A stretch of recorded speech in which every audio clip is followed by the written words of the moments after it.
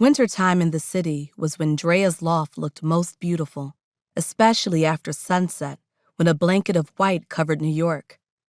Light fixtures dangling from the ceiling throughout her home emulated countless fireflies dancing in the dark. She felt like a fairy walking beneath the man-made stars, sprinkling their peace upon her and enhancing the beauty of the flowers that sat on her end tables. Her home was her sanctuary, where she only turned on her main source of electricity while cooking or showering. She was in search of peace, and the idiot box along with social media were distractions she was sure would ultimately lead to a reoccurring downfall. Draya's favorite part of winter was when it snowed.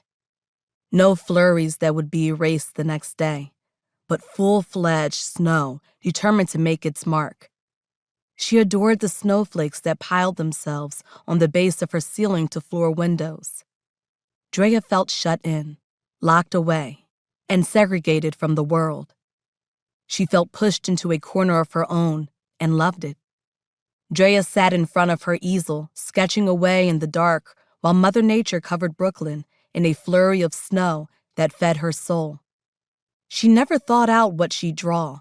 Instead, she'd allow the voice from within to take charge and cry itself out on paper. Sometimes, the paper would tear, bringing to life a hint of pain, while most of the time, it would spew a violent act of rage, submerged in a rainstorm of tears. Draya liked the latter moments. She liked when the emotions she shoved down into the pit of her belly came gushing out, surprising her like vomit staining a new toilet.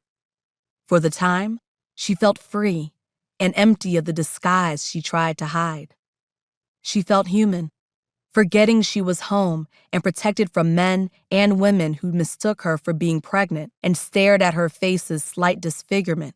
Draya tried pulling down her crop top as far as possible. The stretchy material bounced back, returning to its true form, allowing her heavy, round, stretch-marked stomach to breathe.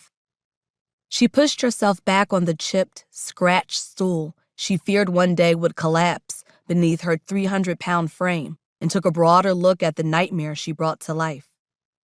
In the middle of every day, people walking through the streets of the Big Apple, absorbed inside their own worlds, laid a plump, umber-colored woman whose nakedness was covered by her floor-length dreads.